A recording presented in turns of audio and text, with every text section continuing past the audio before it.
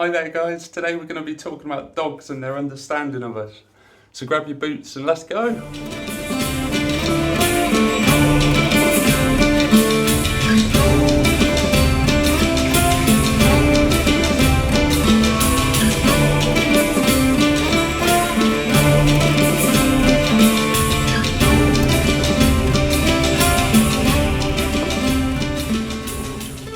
Hey there guys, we're out for our walk.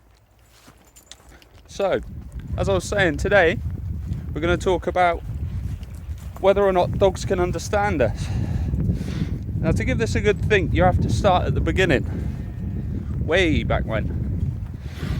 Now, there's scientific evidence on the old interweb, and the earliest domestication evidence they found was 40,000 years ago in the Siberia region, like the old rough part of Russia.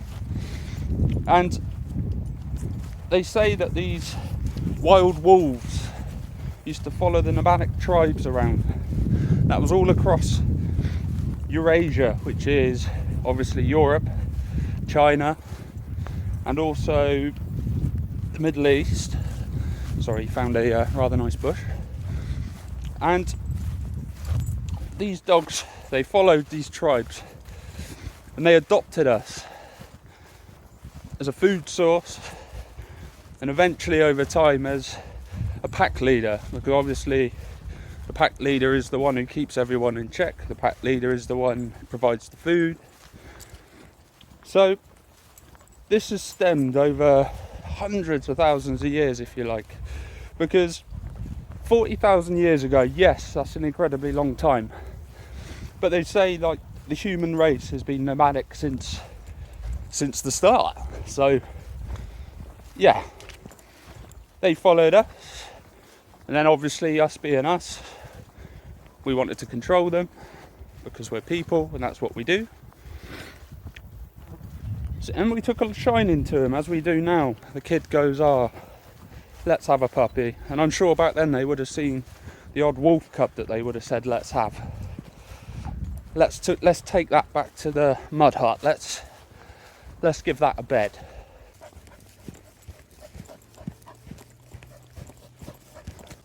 Over time, we use dogs for many different purposes, training them for ratting, hunting, guard dogs, fighting, all sorts of different uses for them. Just found an interesting bush. So, the one thing that has been a constant throughout all these generations, all the changes, is the companionship.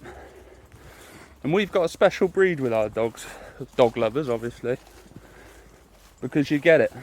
And when you understand where they come from, and when you understand the pack mentality thing, it makes living with a dog a lot easier.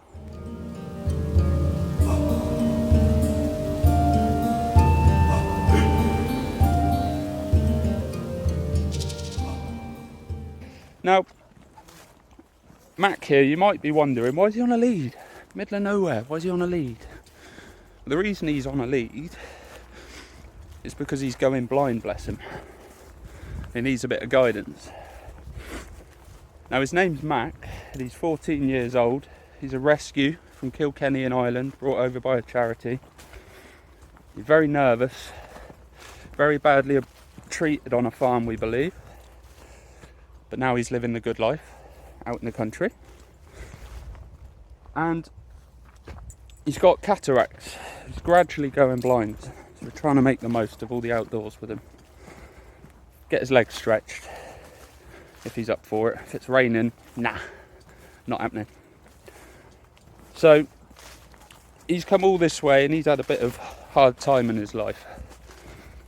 And you sort of wonder, some of these behaviours, you think, what are you doing? What are you doing? But I had a revelation one day. Now, from a previous video, I'd stated that I had PTSD, I still have PTSD. And there was this day with Mac when I was in the bedroom sorting the drawers, bent over, and he came in the bedroom, and I closed the drawer just as he came in, and it startled me. So my old response fist, not to hit, it's just a stance if you like, and he gummed my leg, so he mouthed it, didn't bite, but same reaction. And funnily enough, from that day it made sense to me. Dogs can get PTSD, and I might be completely off my rocker here, not just the meds, but it made sense, his reaction, his past. And since then I've understood him, and I've been so much more patient, so much more understanding weird behaviours. We live by an MOD live firing range, and to say for a little while wondering, why aren't you getting used to this? Why aren't you getting used to this? And it was one of those things, what are you doing? But now it makes sense.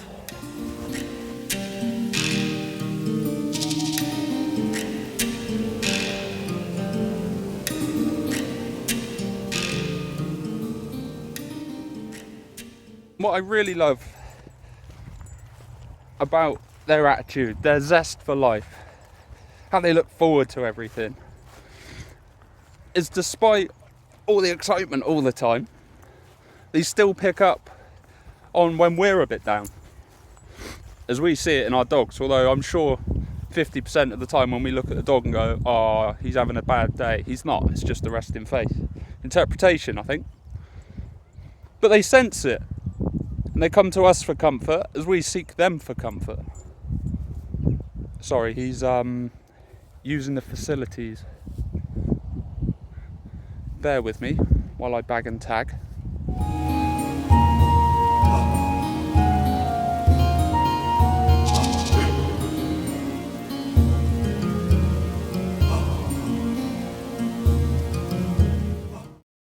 With all this in mind, I do believe dogs have a good understanding of us.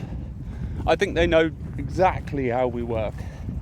They've spent so long learning how we live, following our ways, following our behaviour, adopting us as a pack leader. But it does go deeper, like those days when you're feeling down and rough, and the dog strolls over and says, "You all right?"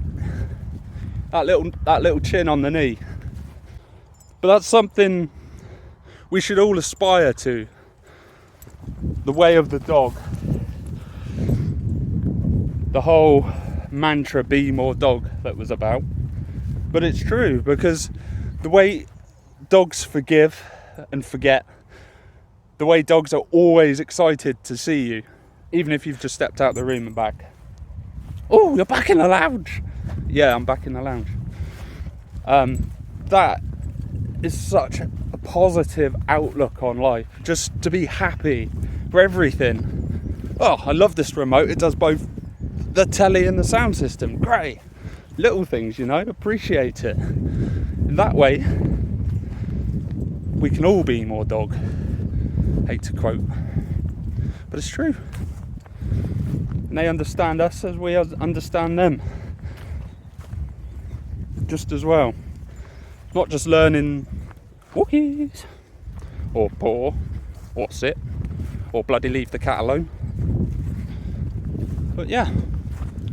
So please remember to like, subscribe, comment down below, and look out for future videos.